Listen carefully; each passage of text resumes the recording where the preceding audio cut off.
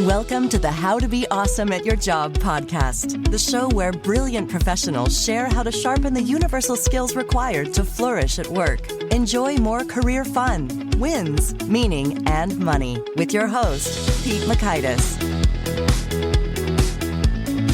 Hello, and thanks so much for joining us here for episode 734 with Dr. Amishi Jha. You may have heard that our attention spans are shrinking, getting smaller and smaller in the midst of digital distractions proliferating everywhere. And whatever are we to do? Well, Dr. Amishi Jha busts some myths and sets us straight. She is on the front lines doing the science on attention to help us figure out how indeed can we focus better, handle distractions better. This is one of the top things people ask for, and she delivers the goods. So you'll learn 1, the biggest myth about our attention spans.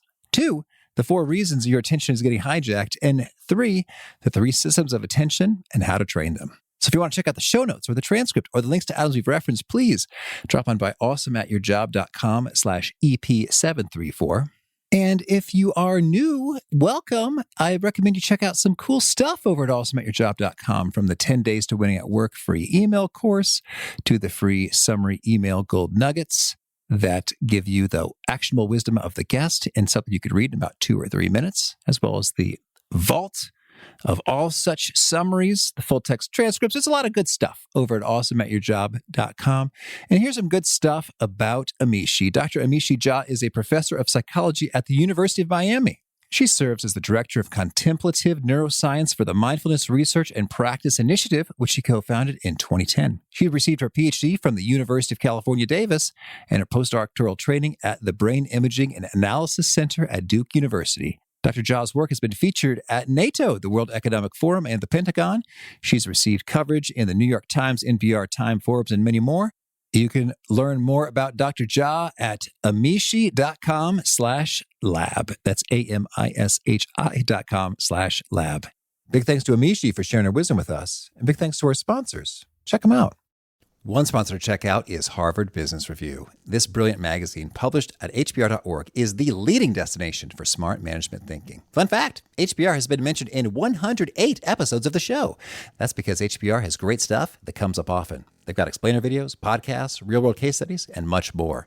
I think of HBR each night that I put on my special orange glasses. Their article, Will Blue Light Glasses Improve Your Sleep?, revealed that those who wore them reported better sleep and a 7% improvement in work performance as compared to those who wore the sham glasses. So I cite HBR anytime anyone tells me that I look silly wearing them. Now, much of HBR's content is available for free when you sign up at their site. Subscriptions that get you unlimited content cost $10 a month. If you visit hbr.org/subscriptions and enter the promo code AWESOME, you can save 10% off of that subscription. Again, to save 10% off of your HBR subscription, go to www.hbr.org/subscriptions and enter the promo code AWESOME. And big thanks to our sponsor, Acorns. Acorns makes it easy to start automatically saving and investing for your future. You don't need a lot of money or expertise to invest with Acorns. In fact, you can get started with just your spare change. Acorns recommends an expert-built portfolio that fits you and your money goals, then automatically invests your money for you. NerdWallet.com, whom I love on these sorts of matters, gives Acorns a whopping 4.7 stars and says, quote, if you want to make the most of your spare change, there's no better place to do that than Acorns. Head to acorns.com/awesome or download the Acorns app to start saving and investing for your future today. And we got a legal disclaimer here. It may not be representative of all clients. Tier 1 compensation provided. Compensation provides an incentive to positively promote Acorns. View important disclosures at acorns.com/awesome. Investing involves risk, including the loss of principal. Please consider your objectives, risk tolerance, and Acorns' fees before investing. Acorns Advisors LLC, Acorns, is an SEC-registered investment advisor. Brokerage services are provided to clients of Acorns by Acorns Securities LLC, member FINRA/SIPC. For more information, visit acorns.com. One sponsor to check out is Storyworth. Whenever I'm thinking about meaningful Father's Day gifts, Storyworth leaps to mind. Storyworth helps you preserve precious memories and stories from your father for years to come. Each week, Storyworth emails your loved ones a thought-provoking question that you get to help pick, such as, what's the bravest thing you've ever done? I personally love the prompt so much that I have refreshed Storyworth's questions page many times looking for more. Storyworth makes the writing process super quick and easy. All your loved one needs to do is respond to that email with a story, and then you get a quick copy of that. And after a year of this fun, Storyworth compiles your loved one's stories and photos into a beautiful keepsake hardcover book that you'll be able to share and revisit for generations to come. Families love Storyworth so much, they've got 25,000 five-star reviews on Trustpilot and have millions of stories preserved. So give all the fathers in your life a unique, heartfelt gift they'll all cherish for years. Storyworth. Right now, you can save $10 on your first purchase when you go to storyworth.com/awesome. That's storyworth.com/awesome to save $10 on your first purchase. Now, here's Amishi. Amishi, welcome to How to Be Awesome at Your Job. It's great to be here. Well, I'm excited to chat with you about focus and attention. That comes up a lot from listeners. And at first, I was hoping you could settle this for me once and for all. These goldfish attention spans, human attention span shrinking, being worse than that of a goldfish. Is this a myth? How is this measured? How do we even know the status of the American attention span this day and age? Great question. And the answer is no, we do not have the attention span of a goldfish. We are stable in our attention. It has not shrunk. Oh, okay. In fact, there's nothing really wrong with our attention, and that's the sort of paradox of this moment is that oftentimes we feel like our attention is in crisis, but frankly, our attention systems are working perfectly. And to answer your question about how we know is because we as a cognitive neuroscientists who study attention have been using the same type of basic attention task for decades, about 4 or 5 decades now. And we haven't seen a blip or a change since the advent of the internet and the advent of smartphones and their prevalence. Nothing's really changed. We're still pretty much the same brain we've been for quite some time. And what is the attention task that you use? There's a whole bunch of them, but one example would be where we, for example, would have people come into the lab and their task is to sit in front of a computer screen and they see a series of digits on the screen, kind of appearing let's say one every second or so, and press the button every time you see a digit, except if that digit is 3. And when you see a 3, withhold your response. Yeah. But the 3s only appear about 5% of the time. So that's one example. And what happens is people are terrible at this task, and they've always been terrible at this task because, it seems pretty simple to just look at a digit on the screen and press a button. But we are very much prone to what's called mind wandering or internal distractibility. And that rate of internal distractibility is pretty stable. It's a high number, about 50% of our waking moments. We can get hijacked away from the task at hand. But that number has not gone up since, like I said, cell phones, internet, etc.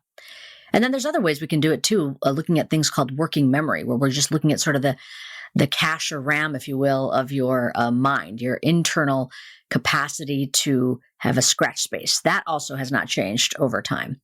Well, I am just enough of a dork. So if you'll indulge me, I'd love to know all of these because I went down this rabbit hole of research associated with the Stroop word color test. Ooh, yeah.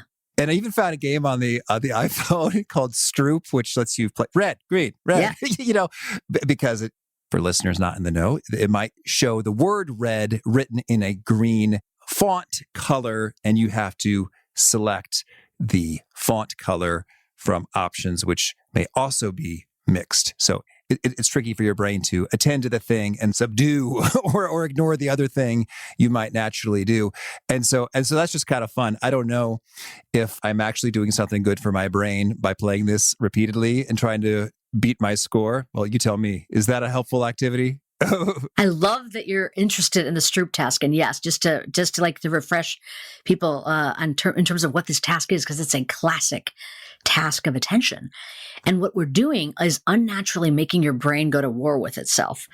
So that the task itself is, yes, you'll see a series of words on a screen, and your job is to press a button indicating the color of the font and do that as fast as possible.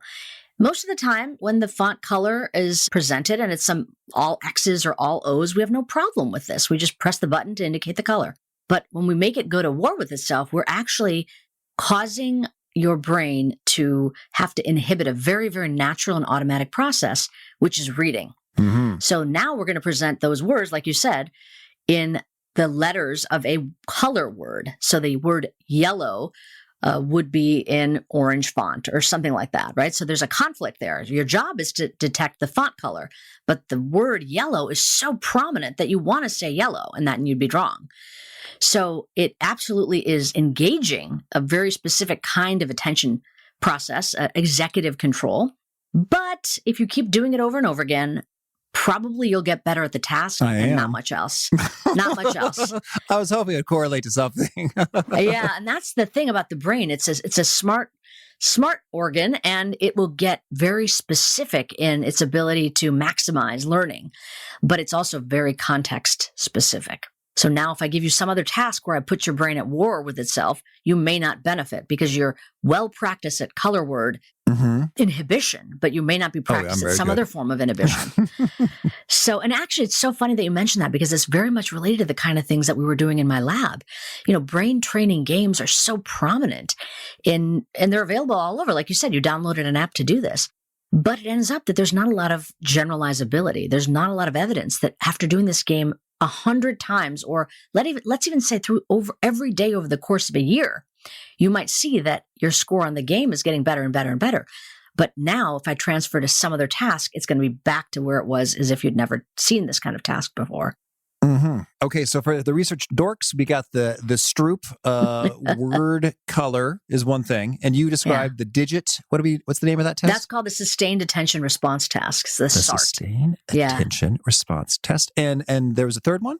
Oh, there's many. We could spend our whole time just talking about tasks, but I'll just give you another one that's pretty straightforward, and that is something called the Operation Span task. And this is a classic way that we index what's called working memory, this ability to maintain and manipulate information over very short intervals. Like I said, the cache or RAM, if you think of a computer analogy for the brain. So we don't need to remember this information forever. We just need to remember it long enough for us to be able to use it. So in the Operation Span task, what happens is we present a series of letters that you see, and your job is to remember those letters. But intervening between the presentation of the letters will be a simple math problem. So it would be like A, D, Z, and then you have to do simple math, and then some other set of letters, and then simple math again. And at some point, you'll see a bigger screen that has a whole bunch of letters on it, and you have to click all the ones that were part of those that you were asked to remember. And, people can do this reasonably well, but it gives us a very solid notion of what the capacity of working memory is, which is essentially the ability to maintain, like I said, the information with this interfering stuff, the simple math, which is requiring work of your brain and potentially causing problems with you being able to remember it. So you got to work a little extra hard to remember the information. And on those working memory tasks, like this OSPAN task, like I said, 50 years, not really any change in terms of how people perform on it. So we're not really shrinking in our capacity to pay attention and remember information in this way. Well, that is so fun to hear. Well, one, I guess it gives me more hope for our species and our future. And two, it's almost a trope nowadays, like, with digital distractions, our minds are being hijacked. And so you're saying, well, no, according to the measures that we've had for decades, it looks like our attention spans are actually doing okay. Is something different? Has something changed? It feels like it has in our experience. Well, both of the things that you said are true. Our attention is more prone to being hijacked, and our attention spans are unchanged. Okay. So why is our attention more prone to being hijacked? Because the opportunities for distraction are greater in our day-to-day lives. Okay. So, and the way in which we are prone to distraction is because social media companies, technology developers are gaming the way the brain is organized. There's a reason why when you go on a particular website, let's say a social media website, your name is prominent. The content is pretty much tied to what is of interest to you. It's catered to you. There's also a reason why things that are fear-inducing, threatening, novel, interesting grab your attention. In fact, your attention is the commodity, is the product that the social media company is selling to make money for its own company. So yes, it absolutely is the case that you are going to be sucked in because not your own failings, but because a team of engineers, not just an engineer or two, but like literally hundreds of people have built very sophisticated algorithms that not only know how your attention work, but know precisely how to tune the enticements to your attention so that you will spend as much time as possible on the app. And so, but if you notice the qualities of that information, self-related, threatening, fear-inducing, novel, this is what the brain is tuned for through our evolutionary programming, through our evolutionary development. Of course, it's the case that you'll drop everything and pay attention to something novel, interesting, or threatening, or related to you, because that advantaged your survival over the millennia that humans have existed. So that's what's being sort of gamed and capitalized upon. And that's why the way we're going to have to battle the hijacking of our attention is going to require something different. We can't simply just break up with our phones. We're going to have to do something in a different manner to be able to manage the kind of pull we're going to get on our attention. Very different from saying that there's something wrong with our attention. There is not. I hear you. So in a lab-controlled setting where the smartphone's away, it's like, hey, our mental capabilities are pretty similar to how they've been.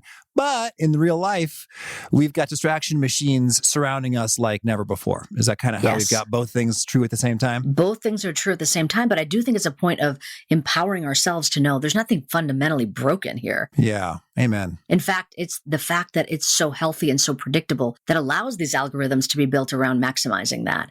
And so part of the responsibility, I frankly think, is on a lot of app developers and social media companies and technology companies to be aware of the costs on that and to build in features that might help us monitor better our own engagement with the technology. It doesn't advantage their bottom line, but advantages our ability to function healthfully. So that's one answer. I think the other part of the answer is really what I wanted to share in my book, which is that we can train our own mind, not through brain training games, but through other methodologies that might help us advantage ourselves better because we are training ourselves to be more aware moment by moment of where our attention is to make better choices that favor what we want to accomplish and what we want to do.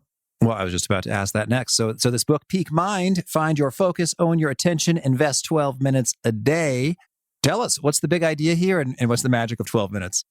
Yeah, I mean, the big idea is essentially what we started talking about, that we live in a world now where it feels like a crisis of attention, even if the objective data tells us our brains are actually fine and healthy. And that crisis of attention feeling, by the way, if we locked ourselves in a room, had no technology, and were really intending to focus, we would discover that our attention is not going to be unwavering.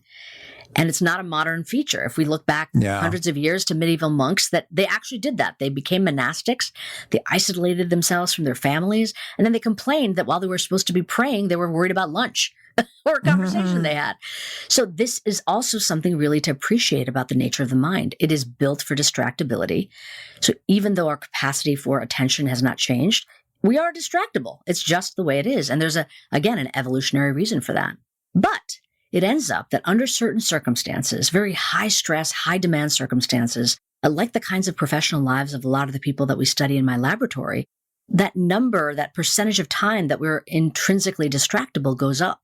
And then we can really suffer a lot of problems so that our attention is not in the task at hand. We lapse, we make errors, and those can be consequential, life or death in the case of service members or emergency services professionals, medical professionals, surgeons, for example, or even judges and lawyers. If you miss information, it has consequences. So with regard to the training, stress. So that with a stress perspective, I guess I was thinking in some ways, stress can really galvanize your attention. Like, okay, it's do or die. This is the moment. Got to get her done. There's the clock is ticking. And so in some ways, I thought that would make us less distractible. You say it can make us more distractible. Can you elaborate? I mean, both again are true. I'm not going to say you are completely correct, Pete. And what I said is also correct. So it ends up stress is a variable that can range from actually being very helpful to harmful. And we can even think of it as having a shape. So if you think of it, imagine in your mind a graph, and I'm drawing on the graph, the X and the Y axis, and then the shape of the graph itself is an inverted U. So on the X axis, we have stress, low performance. So the Y axis is performance, the X axis is stress. Low stress, low performance. As the stress goes up, you start climbing up the U, kind of like the top of a mountain, and your performance will reach a sweet spot so that the right amount of stress is going to optimize your performance. But now, if you push past that sweet spot and stress keeps going up, you're on the downward slope where you're actually going to start degrading and depleting your performance relative to having less stress available to you. So we can parse the way we think about stress as eustress, meaning the letters E and U, meaning beneficial stress, or distress. And what ends up happening with a lot of the groups that we work with, like I said, service members, first responders, even students for that matter, what might be the optimal amount of stress, that eustress peak point, if you maintain that level of demand over a long period of time, you will start slipping into distress. And most of us will not be aware that that is happening. So it's like, think about a student. Oh, I'm really good if I have to cram for a final 3 nights before I have to take the final. Now, if you got 7 finals, I guarantee you that cramming approach night after night after night is not going to lead to beneficial results. So it's just important to know that the features of stress that I'm talking about that are problematic are really dipping into distress. There's not a match between what you feel like you can accomplish well and your capacity to do so. Oh, really? So we don't even know. Yeah. Okay. So if we don't know, how can we know? I mean, is there an alternative gauge by which we have a sense? Well, we do know, right? It may not be our performance that we necessarily are. We're not aware going into it like, oh, my performance is going to suffer here. We don't have that view typically, but we know what it feels like to be distressed. We know it feels too much. So like after the fact, we know. No, even as you're in it. Okay. Even as you're in it, you're feeling, oh my gosh, this is too much. Right. And so what we can know from our objective data is if you take people over a protracted period of high demand, the academic semester, for an athlete, it could be competition season or even preseason training. For a service member, it could be pre-deployment training or deployment itself. These are periods of time where you know it's going to be demanding and the demands are not going to let up for some multiple weeks. If we test people's attention with the same kind of tasks we were talking about earlier, OSPAN and SART and Stroop, and then we come back 4 to 6 to 8 weeks later and give them the same battery of tasks, if that period intervening between those 2 time points was very demanding, we will see a significant decline in performance. Okay. And usually we see people reporting that their mood is worse and their self-reported distress is greater. So that's something to keep in mind is that, it's not just that you feel icky and maybe burnt out from a psychological standpoint, but your actual effectiveness is going to be impacted. And what I was interested in doing, again, from this attention research point of view is, look, there are populations, professions for whom they will always have to operate their best when circumstances are likely to drive down attentional functioning. And we know what the features are of circumstances that are likely to drive down attentional functioning, threatening circumstances, stressful, like we talked about, perceived stress that we experience, and negative circumstances. So if you think about going into a war zone or going into a fire as a firefighter or having to deal with critical care situations as a nurse or a physician, those are characterizing contexts where attention is going to be compromised. But we want these people to perform at their best because things could be a lot worse if they don't. So I wanted to figure out a way to train people so that they could be almost mentally armored against stress. And that proved to be a really tricky thing to track down, mainly because of what you were saying earlier. There are so many solutions offered right now, like play brain training games or use this device to zap your brain with a small amount of electrical current or... I have a Muse EEG in my hands.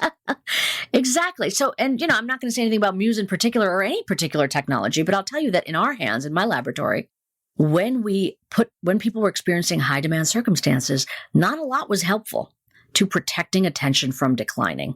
Not a lot. Okay. Not a lot. In fact, I would say probably nothing. It reliably showed protective effects, except for one thing. Oh, you got my attention. What is it? What do we do? It was a little bit of a surprise to me because I would say I was very skeptical of this solution, just for a variety of reasons, which we can talk about. But the one thing that tended to reliably, and now after about 15 years of research in my own lab and many other labs has been shown over and over again, was mindfulness meditation training. Okay.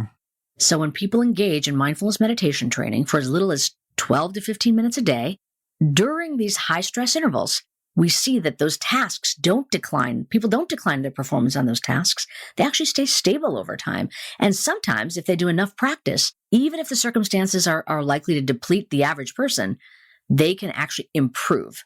So not only stabilize, but potentially optimize attention when everything about the circumstances suggests there would be compromise to attention.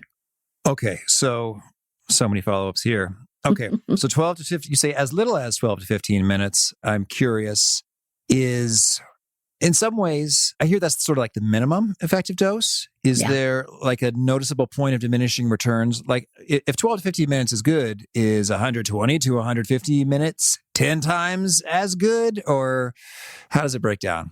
Yeah, I think that this is where we're just at the beginning of the science. And my interest in the research program that I'm engaged in was really to ask that first level question. These are time pressured people. We're trying to get them in the busiest, most stressful periods of their lives. what do they absolutely need to try to do to benefit themselves? And it's not one shot, 12 minutes or 15 minutes. It's over the course of multiple weeks daily. So it's like, from the physical training point of view, would walking around the block at a leisurely pace be enough to actually improve my cardiovascular health? Or do I need to run or jog or walk briskly at some level for a certain amount of time? And the answer tends to be around, maybe 20 to 30 minutes a day of brisk walking or jogging can be more beneficial than a leisurely walk. So I wanted to know that. I wanted to know what the kind of minimum dose was. And the way we were able to find this out was not by prescribing people various amounts of training to do and then seeing kind of like maybe a pharmacologic study where you give people different sized pills and say, okay, this pill is the one that worked. Humans, especially complex human behavior, it doesn't work that way. So what we ended up doing is we went to the literature and said, okay, what is typically done? Because mindfulness training, even though I was one of the first labs to bring it into contexts like the military or elite sports, mindfulness training had been around not only for millennia from the wisdom traditions, but even for several decades prior to our work beginning in the military in the medical setting. And it was through a program called mindfulness-based stress reduction, which is developed by a wonderful colleague of mine, John Kabat-Zinn, offered in medical clinics over 750 or more now around the world, usually offered for people that are suffering from intractable physical conditions that nobody else can help them. So chronic pain, for example, people come into the clinic, they take a course for about 8 weeks, they practice 45 minutes a day, and there are benefits. There are benefits to their body, to their mind, to their relationships, and now even brain imaging studies suggest that those are benefits. But for the kind of groups that I was working with, 45 minutes a day was a non-starter. Nobody was going to do that.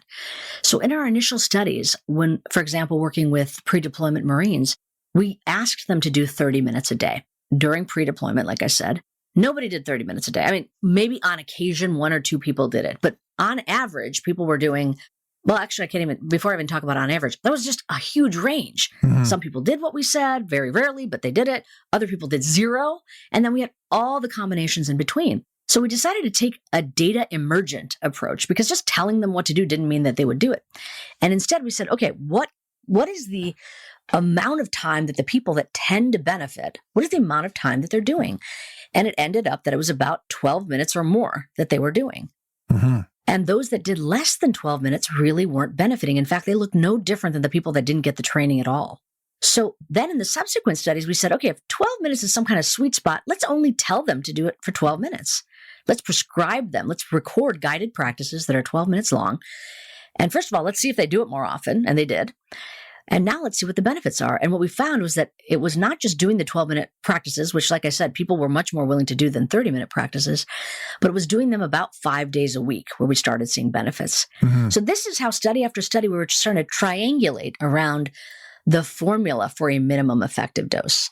Now, you're asking the great question, which is, what about the other end? I want to optimize. I want to be superhuman. I want to be Olympian level attention. Mm-hmm. What do I do then? Well, you got 3 years to go on a mindfulness retreat and practice mindfulness practices, 12 to 14 hours a day. You could do that, right? So there are people that are in that range. There are people, for example, monastics who devote their lives to intensive retreat practices. And those are very compelling types of data. And that's a whole field of research. Unfortunately, because of the nature of the groups that I work with, they don't have the option of doing that. And it's frankly just not my interest to look at that. But there is a world of beyond the minimum effective dose where we're learning, just as you'd expect, like an Olympic level athlete is going to be much more capable than somebody who just starts a couch to 5K. Same thing is true for mindfulness training and the kind of brain changes you see. In terms of specifically quantifying it, we're not quite there yet. But I think this gives you a sense that there is a minimum effective dose, but the more you do, the more you benefit. Mm-hmm. Okay, lovely. And so we'll get into some of the particulars of mindfulness meditation training in terms of how that's done. I guess I'd love to hear, we talk about the benefits. Like, what does that mean in terms of quantitativeness? So we talked about attention decrements. Yeah. It's like it's worse. Yeah. Attention being worse when you don't do it. Could you maybe just contextualize or share some numbers is like, am I going to be able to focus like a smidgen better, like 3% better if I do my 12 to 15 minutes a day, 5 days a week? Or kind of what's the, roughly speaking, size of the prize for the average professional? Yeah, I mean, we're talking between something like that, between 5 and 10% better. Mm-hmm. And what's the numerator denominator we're measuring with better? Well, let's just take one very specific task, the sustained attention response task. Like I said, you're going to press a button every time you see a digit. When you see a 3, you withhold. People typically press to the 3 50% of the time, even though they're not supposed to. Okay. And this is usually because they are mentally time traveling away. Mm-hmm. They're hijacked away. They're kind of go on autopilot and they just press. The 3 appears, they press, and then they might have it, oh, shoot, they realize they've made a mistake. Too late, you already pressed. So that is the baseline. Under high stress, that number goes up. People press to the 3 even more often. And with mindfulness training, we see that they can benefit with about 10% improvement from their baseline. Mm-hmm. And so what does that mean, right? And you might say, well, that's okay, great. So I don't press to the 3. Why do I care? Like, why does that matter? What we think it represents is really this ability to be more present-centered, because you're noting what's happening moment by moment. You're not defaulting to autopilot. It also translates into really a correspondence with actual activities. So, for example, in the context of soldiers, if you're doing a shoot, no shoot drill, so that you know that you are to shoot to the bad guys and withhold from the innocent civilians. Mm-hmm. And if you're making that level of mistakes, a 10% improvement is giant. It actually means life or death benefits for people. And those are numbers that really matter and are actionable for people to not make grave errors that could cost them for their entire lives. So, I mean, I'll just tell you that we're just at the beginning of now trying to translate laboratory-based metrics into what we call operationally relevant metrics. How does it translate into real life? But we're starting to be able to ask those questions to see in the kinds of tasks that people do. So, for example, medical errors. What is the actionable benefit for mindfulness training on the rate of medical errors? And again, this is now data that's just starting to be gathered. So I can't give you precise numbers. We're really on the edge of this knowledge right now, but we're asking the right questions to say, okay, attention may be protected and benefited. How does it matter? And how does it show up in people's lives? But even before we go to the objective, what we notice people saying is that they're more there. Like they're not wandering away. The quality of their own relationships is improved. Their leadership capacity is improved. Their ability to do their jobs and feel engaged in their jobs is improved. So, that's just painting the picture of where we are at the science in the moment. Mm-hmm. And that's interesting. I can't help but run some numbers in terms of an 8-hour workday, 5 to 10% more attentive minutes. Yeah. It's very rough and crude. That is significant, to the tune of that 24 to 48 extra minutes, which is a lot more than 12 to 15 in terms of a profitable endeavor for us. Yeah. And those are just estimates right now. I think that it's probably a lot even more than that if you think about the nature of what kinds of processes improve. So it's not just being able to pay attention, which is just so important, but mood improves, work enjoyment and engagement improve. Presenteeism is going down. There's a whole literature on mindfulness in the workplace that is now revealing the benefits for organizations to offer this in the workplace context. Mm-hmm. And not just as a salve for you feel burnt out here, just go take some mindfulness, which is sort of the backlash against offering it. But people going to it on their own and now finding that just like having a gym in your office building can help you, having courses available through their workplace may motivate them to actually be more likely to give it a try. There's an ease about being able to incorporate it. And then, of course, moving forward, it may actually impact work culture so that, it's very normal to begin a meeting with, as my colleagues at the Search Inside Yourself Leadership Institute say, a moment to arrive. It's like every meeting, people are probably wandering way more than 50% of the time. But what if we make it part of the culture that we're actually here?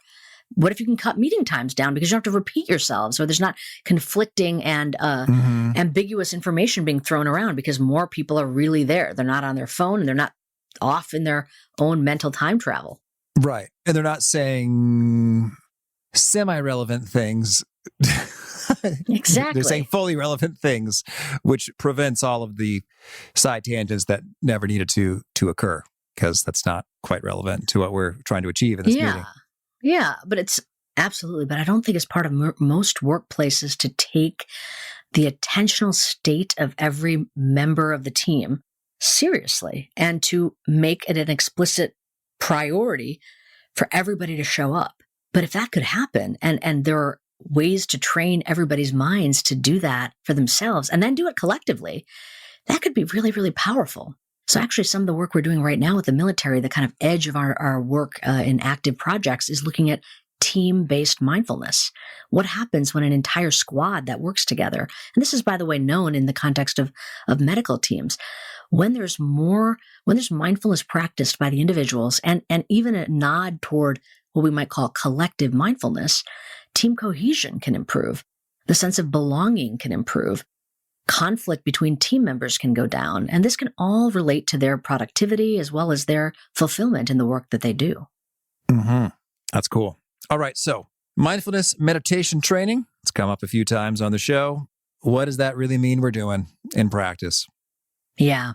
This is one of those interesting things about a term like mindfulness being so common these days. Like, I mean, people have heard it probably at some point. And like you said, you've even had it come up on your show. So let me just take you through why it ended up, I think, being such a powerful solution for our work that was really focused on attention. And if you don't mind, I'd love to say a little bit about what attention is, because we've also kind of been using that word in a blanket way. Okay. And I like to break it down as sort of, there's this giant concept of attention, which is really, broadly speaking, the ability to prioritize some information over other information. And we evolved this ability to solve a big problem that the brain had, which is that there's just way more out there in the world and even generated within our mind than we can fully process in any moment. So this notion and process of prioritization allows us to have more fine-tuned and granular information accessible to us while everything else sort of fades into the background. So something is prominent and other things are not. And when we think about the topic of attention and the way it's been studied, we're learning that there's probably three main ways that we pay attention. In fact, three main brain systems that support these different ways of paying attention. So the first way is really just probably the way we've been using it kind of without even talking about it explicitly, focus. The notion that there's content. And like just right now, I'm looking at your face. I'm not looking at the curtains behind you or whatever, the door behind you, whatever I see, I'm able to focus in on the granular details, seeing the expression on your face, etc. Everything else kind of fades into the background. So the metaphor for this that I like to use is like a flashlight. If I were in a darkened room, wherever I direct that flashlight, I'm going to get crisp, clear, privileged information relative to everything that's darkened around it. Attention really does the same thing in this kind of flashlight metaphor, something called the orienting system of attention. And by the way, this is that same system that we talked about that ends up being a problem with social media and the pull on our attention. Because just like a flashlight, we can direct orienting willfully. We can decide where we want to point our attention. We can move it around. We can direct it toward the external environment or the internal environment. Like if I said, Pete, what is the sensation right now of the bottoms of your feet? Mm-hmm. Probably before I said that, you had no idea. You weren't thinking about it. But now you can check in and give me an answer. I'm on a standing mat. It's got a cushiony vibe to it. Squishy and pleasant, probably. Mm-hmm. But that same flashlight can get yanked. And the kinds of things that yank it have those features of salient, self-related, threatening, novel, like all these kinds of things that are programmed into us. But that's still just one system of attention, this kind of flashlight or orienting system. Another way we can pay attention is not privileging content, but privileging time. So what's happening right now? That's something that we call the alerting system. And if you want to think about when we use this, like driving down the road or walking down the road, you see a flashing yellow traffic light or something near a construction sign, something that's blinking and alarming. You're at the ready. You're broad, receptive, alert. But you don't want to be focused in on anything because you have no idea what could be coming. It could be weird equipment joining into the road or children or traffic patterns are weird. Something's odd and pay attention to what's happening right now. So we can privilege content like with the flashlight or privilege time with the alerting system. And then the third way in which we can privilege information with attention is something called executive control, which we've definitely already talked about as it relates to sort of working memory. We're privileging information processing based on our goals. So what is my goal right now? And is my action and what I'm paying attention to and doing, meaning the way I'm directing the other two systems, is it aligned to ensure that the actions and the goals are going to be aligned the whole way? Or am I off goal? Or am I not even sure what the goal is? Like, these are ways in which we pay attention that can be so powerful, but quite different. Going back to your question regarding mindfulness, one of the reasons I think it ended up being super useful is that mindfulness training, which is essentially, I would describe as paying attention to our present moment experience without elaboration or reactivity, without having a story about it. Attention is central to mindfulness. And when you think about mindfulness practices, they actually engage and exercise all three of these systems of attention over and over again in a generalizable manner. So, just to give you quickly, like, one practice might be mindfulness of paying attention to breath-related sensations. If we talk through that, you'd see every one of these systems is actually engaged. Cool. All right. So that's an overview of the three things that we're talking about here. And so when we do a mindfulness meditation training, you mentioned paying attention to the present, what's up right now, presently, without sort of elaborating or creating stories. So that's kind of could incorporate a whole bundle of different activities. Totally. So what are some of your faves? Yeah. So, and this is where, again, we borrow from the existing literature. We didn't invent all these things and the existing traditions, frankly. But one very, very common one is mindfulness of the breath. I actually don't call it mindfulness of the breath in the way that I teach it, because I know the vulnerabilities when we say that. I call it the find your flashlight practice. And really it's because that flashlight is such a handy way to think about how we can willfully direct our attention. But what we have to get insight into is oftentimes we don't know where our attention is. We have no clue. So the way that I'm just going to give you a very kind of quick view of this. So it is essentially the same thing as other people might describe as mindfulness of the breath or focused attention. There's so many different terms for it. But essentially what you do is sit in a comfortable, quiet spot, dedicate a period of time we're going to do this practice. And the first step is essentially to notice that you're breathing. And, obviously we've been breathing this entire time, but we haven't probably been paying attention to our breath. But we're checking into the fact that we're breathing. And then we're going to notice what is most vivid in the breathscape of our present moment experience.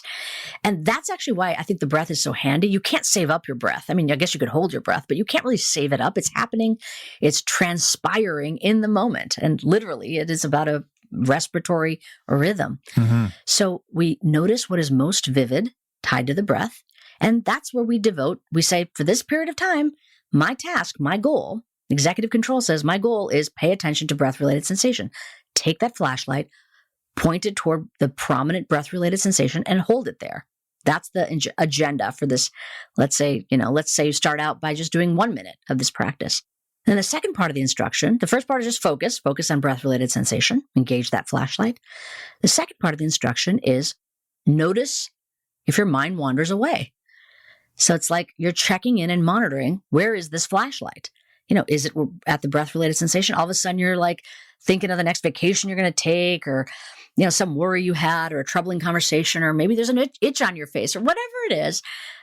Look at that. Flashlight's not at the breath-related sensation. And in that moment, the third part of the instruction, redirect attention back to breath-related sensations. So it's literally like my military colleagues, I love the way they put it. It's like you're giving me a mental push-up. Focus, notice, redirect. Or in other words, engage the flashlight, engage alerting and monitoring, and then executive control to know what the goal is and make sure I'm getting back on track. Mm-hmm. So that's why I think that it can be so handy to understand how attention works, because then we understand why we're doing it. It's not sort of some nebulous concept. It's actually a workout for our mind in this particular way. Lovely. Okay. Well, tell me, anything else you want to make sure to mention before we shift gears and hear about some of your favorite things? I think the main thing is just, I love the topics that you cover on your pod. And I love how actionable you want to make it for people. So one of the things I would just encourage people to kind of be left with is this notion to really pay attention to their attention and to realize that the mind, just like the body, needs some kind of daily exercise to keep it psychologically fit and performing well. And what we've happened upon in my own research is learning that this very simple practice, not always easy, but simple practice done for not that long every day, about 12 minutes a day, can actually powerfully benefit the way that we operate and the way that we feel. So give it a try. All right. Thank you. And how about a favorite quote, something you find inspiring? Ooh, Yogi Berra, you can observe a lot by just watching. And a favorite study? Oh gosh, then I'm going to be probably picking one of my own because we've done so many really cool ones. A favorite study recently is one where we were able to benefit the attention and mood of military spouses by training other military spouses to offer mindfulness training to their peers. Oh, cool. So that was really exciting because now it shows us a path forward to have this all proliferate. Mm-hmm. And a favorite book? I would say I'm going to pick something completely uncharacteristic. It's a book of poems by Rumi. Okay. What's it called? Oh, God. I don't know. The Essential Rumi. I think it's called The Essential Rumi. Okay. Yeah. Sure. And a favorite tool, something you use to be awesome at your job? Oh, it's a double-edged sword, but I'd say actually my phone to use my timer to practice every day.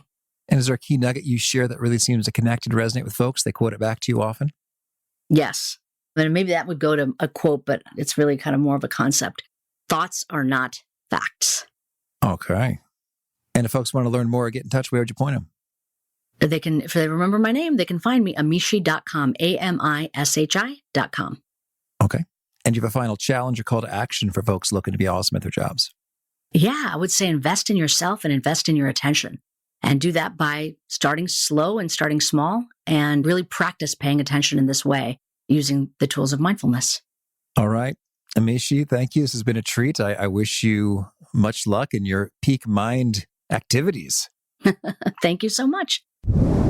I love so much of what Amishi had to say, and in particular, I liked the notion that our species is not screwed. This notion of attention being not as plentiful and as under our control as we wish it would be has been the case for centuries, and on the metrics, we are not getting worse, despite the prevalence of social media and devices and stuff. So that's cool. That we still got it in us as a species. Go humans. That's great news. And that flashlight metaphor, I find it so helpful. And the notion that thoughts are not facts is that we have no obligation to go down a thought train. We can choose to go down it or we can choose not to go down it. And our ability to make that choice and roll with or stick with that choice is enhanced when we do these practices. And I love the metaphor of a flashlight because it's like, yeah, that stuff that you're not pointing the flashlight at in your brain isn't just like gone forever. It's just like, that's not what I'm attending to at the moment. I've chosen to point my flashlight in this direction. And that's where I'm at right now. All right. Oh, redirect the flashlight. It's all good. No big deal. Good stuff. Again, the show notes, the transcript, the links to items we've referenced are over at awesomeatyourjob.com/EP734. Hope to catch you next time.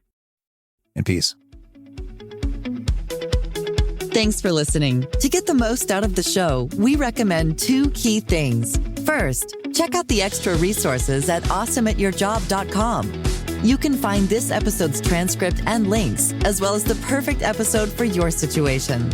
You can search the full text transcripts of hundreds of episodes or explore episodes tagged by topic and competency covered.